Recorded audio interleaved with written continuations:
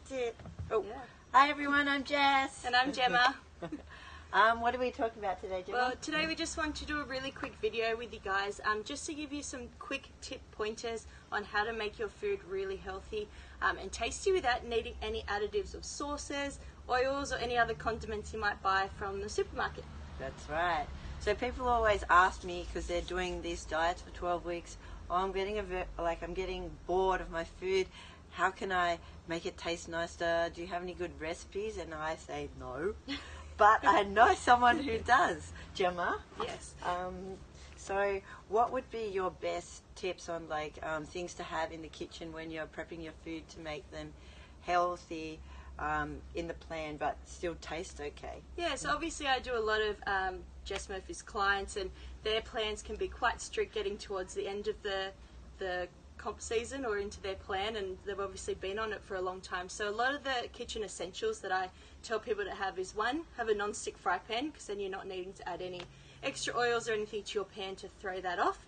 And if you do want to add a teaspoon of oil or something to wet the pan, please don't use sprays and don't use olive oils or anything that can burn. A good rice bran oil, if you just want to coat the pan really lightly, won't have a high smoking point, so you won't get anything rancid on there, like you won't smoke high, and it won't add anything to your meals. The other thing to add is onion and garlic. If you're adding onion and garlic to all of your meals, it's definitely going to add some flavour in there for you.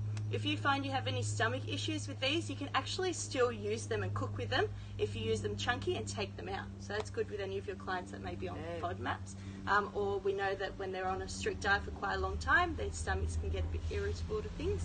And lastly is fresh herbs. So not just the spices you keep in your pantry, but basil and mint and rosemary and all of these things, and chili, of course, chili and lemons.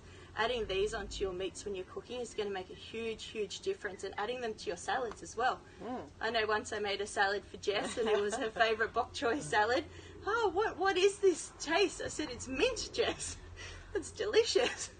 Funny that. Yeah. Also wanted to tell you guys a bit more about Gemma. So Gemma doesn't just do daily fuel meals. She's got a website with a whole bunch of things. What are some other things that you do and that you have on your website? Yeah, so a big component of why I started, I kind of just started Daily Fuel, I started cooking for Jess and Brad Soper and a few other people around the gym, and then started cooking for their clients. But my main thing is, as we know, people do love to cook for themselves. So I run workshops to help people cook. I run a couple of those now. Yep. We run free meetups in the city once a month. So I've actually got one of them coming up next week. What's that? It's for super busy people. Yep. And it's just even for people that aren't sticking to a plan but really want to just eat kind of nice and healthy meals or tasty food, because everyone loves fresh ingredients. So we all have a meetup once a month in the city, and I just touch base with them and give them free recipes and give them free ideas. And even they talk to me at the end, and we just give them pointers about where they might be going wrong in their diet and how they can just change these little things. Even like we've done before, just changing timings of people's meals can have a huge benefit on them. I've also done my first cookbook, so I've actually got to get that printed in hard copy, and that's got all of our recipes in there. But that's my main thing. I just love being able to teach people how to cook all these delicious recipes, and it's not hard. I get so many people that go, oh, do you cook without oil, or I can't eat that, or well, you can, you just got to know the ways to cook it, and it's so easy. You know, when we cook at home all the time, Jess is kind of part of the family, and when we cook all the time at home, she's, oh, that's how you do it, and it's so simple, but we always go for the bland stuff to kind of be able to stick to the plan.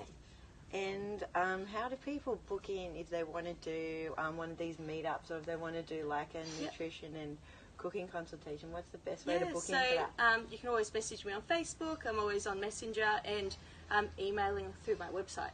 So you can actually, I have a monthly newsletter that goes out every week, and it has tips of recipes and a little blog, like the last blog. This is how this talk came about today. I did on how to make nice dips without using store-bought condiments. Oh, what have we got here? Yeah, that's one of them that I'm making for James Kahn actually at the moment. It's a guacamole dip. Yep. So it's how to make stuff like this, and that's what went out last week. So if they wanted to subscribe, I'll put the link down the bottom.